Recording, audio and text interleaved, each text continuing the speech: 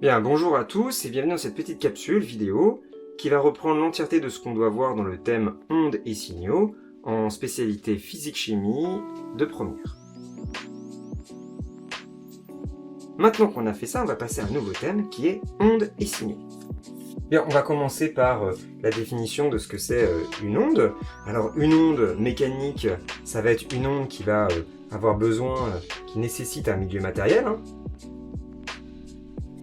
Donc, par exemple, le son ou la houle va avoir besoin de l'air ou de l'eau pour se propager. Donc, ce qui veut dire que, par exemple, la lumière n'est pas une onde mécanique, tout simplement parce qu'elle arrive à se propager dans le vide. L'onde mécanique, elle va être définie par plusieurs grandeurs, notamment son amplitude. Donc son amplitude, c'est par rapport à sa moyenne. Et on va pouvoir, à travers le temps, on voit une belle sinusoïde, on va pouvoir définir ce qu'on va appeler la période T.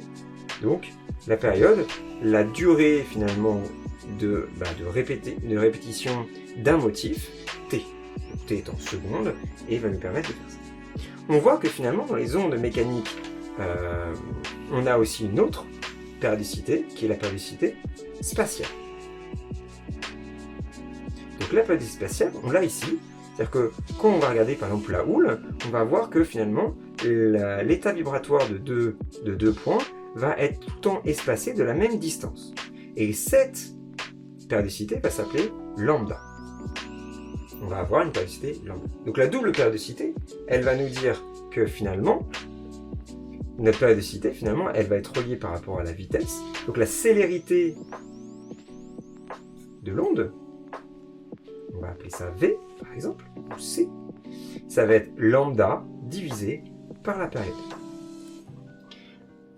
Souvent, l'état vibratoire de notre onde, on va l'appeler S de T, ça va être égal à A pour l'amplitude, facteur de cosinus oméga T, plus phi. A, ici, ça va être notre amplitude. Oméga, ça va être notre pulsation. T, le temps, bien évidemment. Et phi, ça va être le déphasage. Cette formule vous sera souvent donnée, en première en tout cas, et elle va vous permettre finalement d'exploiter un petit peu la vitesse et l'amplitude de notre onde. Autre point important dans ondes et signaux, on va parler un petit peu d'optique. Alors, un système optique, on avait défini ça comme une lentille convergente, convergente parce que les flèches partent de l'extérieur, sinon c'est une lentille divergente, qui ne sont pas au programme. Donc notre lentille ici, notre système optique, il est défini par plusieurs choses. Déjà, on a notre axe optique ici, delta, qui va nous permettre de nous indiquer le sens de propagation de notre lumière. On a ici notre lentille avec son foyer, son centre optique O, ça c'est notre centre optique. On a ici F, le foyer objet, et F' ici, le foyer image. On avait vu que finalement, il y a plusieurs rayons qui peuvent nous intéresser pour tracer finalement l'image de AB, notre objet quelconque, d'accord, par rapport à lentille L. Donc le premier rayon très intéressant, ça va être le rayon qui part de B et qui traverse le centre optique O. Ce faisant, il n'est pas dévié. Donc il traverse sans se soucier de quoi que ce soit. Il traverse la lentille. Deuxième rayon intéressant, c'est le rayon qui part de B et qui est parallèle à notre axe optique. En étant parallèle à l'axe optique, il va passer par le foyer image.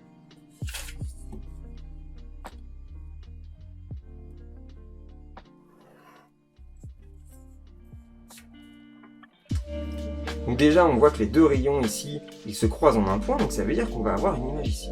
Troisième rayon qui peut être intéressant, suivant les cas de figure bien évidemment, ça va être celui qui va passer par le foyer objet. En passant par le foyer objet, il va traverser la lentille et traverser et repartir en parallèle à l'axe optique. Et là, vous voyez que j'ai tracé mon point B' avec l'approximation qui est la mienne. Hop, B', et donc, puisque AB est perpendiculaire à l'axe optique, l'image de AB, A'B', va être aussi perpendiculaire à B'.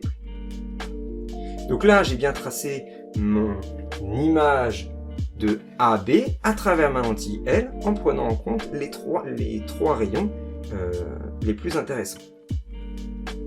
Tout ça va pouvoir être relié à travers ce qu'on va appeler les relations de conjugaison. Donc on va avoir 1 sur OA', moins 1 sur OA, qui va être égal à 1 sur F'. F' étant la distance OF', c'est la focale de notre lentille. On va aussi définir ce qu'on va appeler l'agrandissement. L'agrandissement, ça va être le rapport entre A'B' divisé par AB, qui va être aussi égal à OA' divisé par OA. Voilà.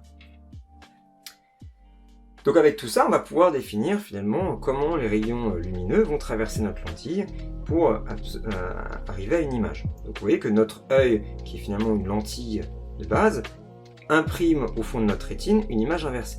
C'est le cerveau qui va la remettre à l'endroit. Vous voyez qu'elle est inversée, donc c'est-à-dire que notre gamma, a priori dans ce cas de figure-là, il va être négatif. Faut pas s'alarmer, c'est normal, c'est négatif parce que c'est inversé. C'est pas toujours le cas. On va appeler toujours ça agrandissement, que ce soit positif, négatif, supérieur à 1 ou inférieur à 1. Si on est supérieur à 1, effectivement, l'image est agrandie au sens littéral du terme. Si c'est inférieur à 1, elle est rétrécie. Les deux derniers chapitres qu'on va voir, ça va être les couleurs. Alors les couleurs, on va voir ce qu'on va appeler les synthèses additives et soustractives. Les synthèses additives, c'est littéralement votre pixel. Je vais mettre ça comme exemple. Ça va être un pixel.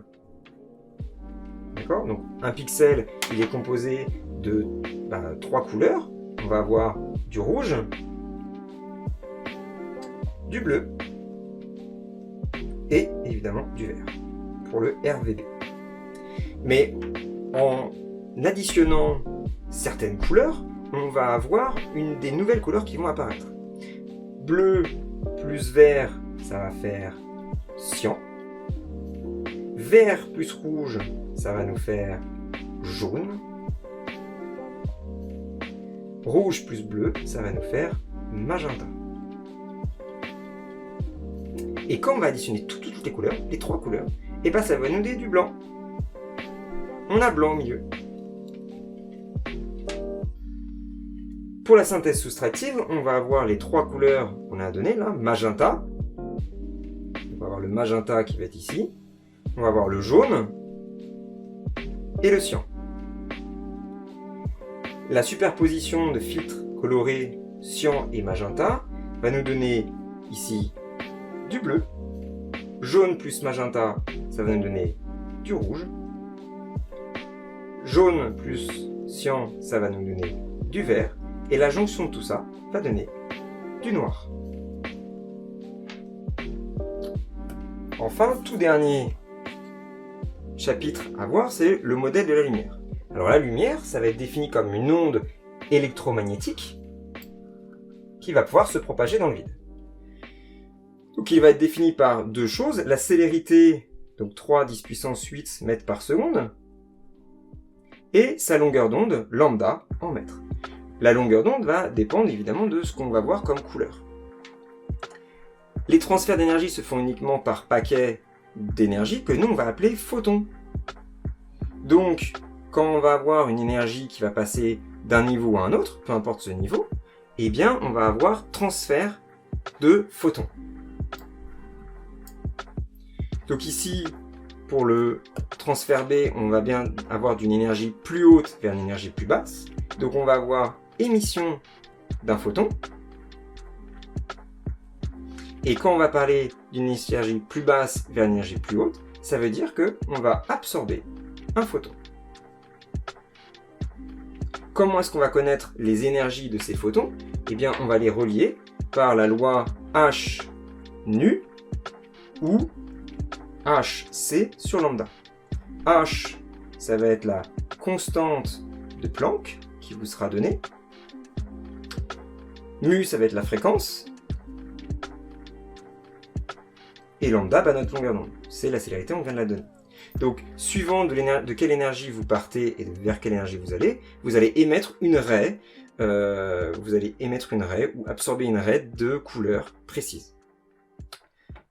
Merci d'avoir suivi cette petite capsule vidéo. N'hésitez pas à aller sur le site web sciencefinum.fr pour retrouver l'entièreté des cours que je dispense, les QCM qui sont corrigés, les exercices classiques corrigés et les travaux pratiques associés. Merci et bon courage!